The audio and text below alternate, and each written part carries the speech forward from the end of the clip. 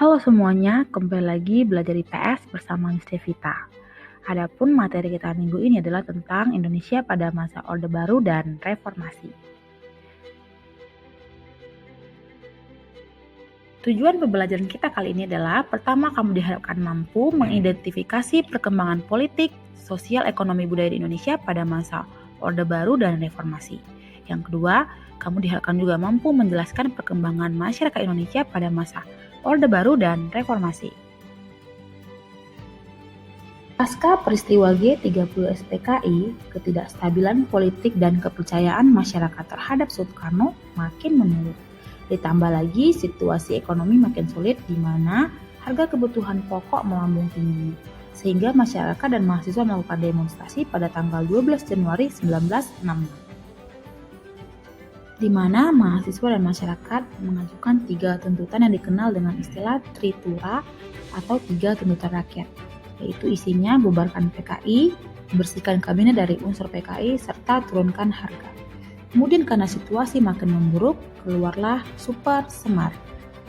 Super Semar adalah singkatan dari Surat Perintah 11 Maret, di mana pemberian wewenang dari Soekarno kepada Soeharto untuk memulihkan keamanan dan kewibawaan pemerintah. Inilah dianggap sebagai tonggak lahirnya Orde Baru.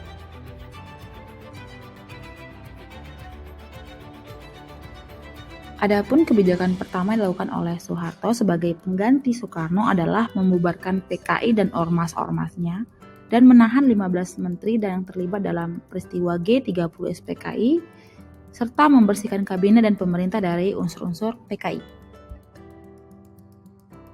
Langkah-langkah yang dilakukan untuk penataan stabilitas politik. Yang pertama, pemulihan politik luar negeri bebas aktif. Kedua, pemulihan hubungan dengan Malaysia. Ketiga, kembali menjadi anggota PBB tahun 1966 dan memprakarsai terbentuknya ASEAN. Kemudian belajar dari masa demokrasi parlementer di banyak sekali partai politik yang ada sehingga menyebabkan ketidakstabilan politik. Sehingga pada masa Orde Baru terjadilah penyederhanaan partai politik. Hanya ada 3, yaitu P3, PDI, dan Golkar.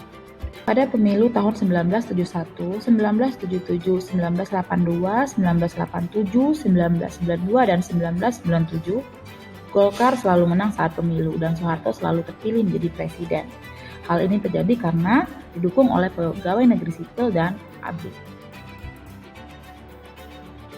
Adapun langkah berikutnya untuk penataan stabilitas politik pada masa Orde adalah program P4, yaitu program penghayatan dan pengamalan Pancasila, dengan tujuan masalah suku, agama, ras, dan antar golongan dapat dihindari dan tercipta persatuan dan kesatuan di Indonesia. Hal yang paling mencolok dari masa pemerintahan Orde Baru adalah dwi fungsi ABRI, di mana penempatan perwira menengah dan tinggi untuk mengisi jabatan di institusi. Dan ini merupakan salah satu faktor adanya agenda reformasi 1998. Di waktu itu, para anggota ABRI diperbolehkan untuk menjabat atau mengisi posisi penting di pemerintahan. Dalam bidang ekonomi, upaya penyelamatan ekonomi nasional terutama mengatasi inflasi, penyelamatan keuangan negara, dan pengamanan kebutuhan pokok rakyat. Sehingga pada tahun 1967 mulai terjadi stabilisasi dan rehabilitasi ekonomi yang membuahkan hasil yang cukup baik dengan program Pelita atau pembangunan 5 tahun. Dalam bidang sosial, pada masa Orde Baru, pemerintah berhasil mewujudkan stabilitas politik dan menciptakan suasana aman bagi masyarakat Indonesia. Perkembangan ekonomi juga berjalan dengan baik dan hasilnya terlihat nyata. Dan hal tersebut menjadi faktor pendorong keberhasilan pemerintah Orde Baru dalam melaksanakan perbaikan kesejahteraan rakyat.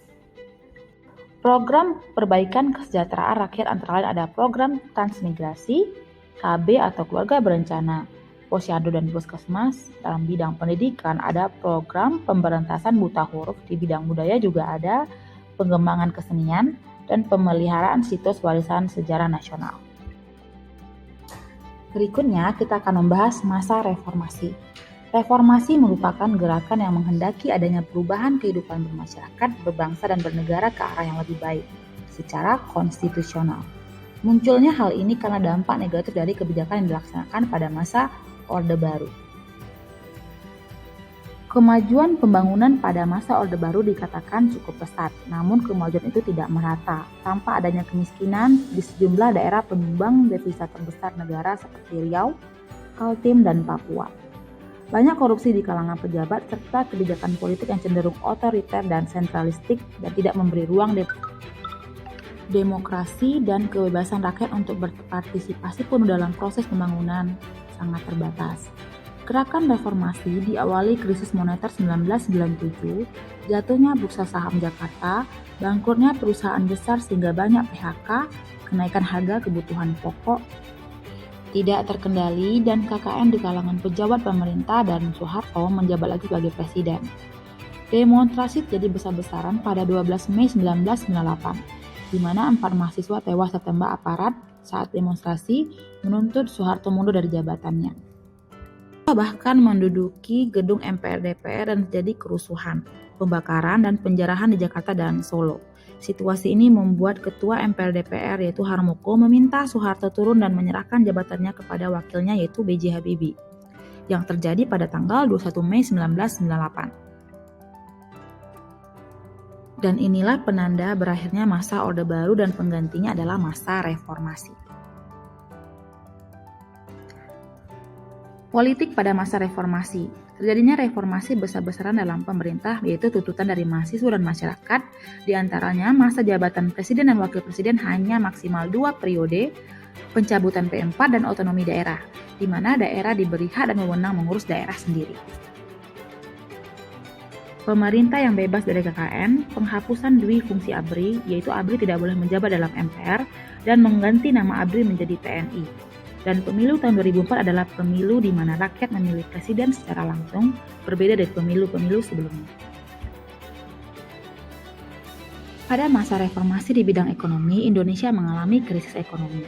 Ada beberapa kebijakan dilakukan oleh pemerintah, di antaranya pada masa B.J. Habibie, ia bekerjasama dengan IMF, melakukan independensi Bank Indonesia, dan membentuk lembaga pemantau dan penyelesaian masalah utang luar negeri. Nah, ini sempat menaikkan nilai tukar rupiah pada waktu itu. Pada masa Gus Dur atau Abdurrahman Wahid, itu adanya perbaikan dan kondisi keuangan mulai stabil. Tapi pada tahun 2001 nilai tukar rupiah kembali merosot. Pada masa Megawati Soekarno Putri, nilai tukar rupiah berhasil distabilkan. Tingkat inflasi rendah dan cadangan devisa negara yang stabil. Namun, pertumbuhan ekonomi tergolong rendah. Pada masa SBY atau Susilo Bambang Yudhoyono, perekonomian Indonesia mengalami perkembangan yang cukup baik. Indonesia bertahan dari krisis moneter dan finansial di Eropa tahun 2008, dan kebijakan diantaranya adalah mengurangi subsidi BBM, pemberian BLT atau bantuan langsung tunai, dan pengurangan utang luar negeri. Sosial pada masa reformasi. Kehidupan masyarakat cukup kondusif dan masyarakat lebih bebas menyuarakan berbagai aspirasi. Media cetak pun bebas menyalurkan aspirasi dan gagasan.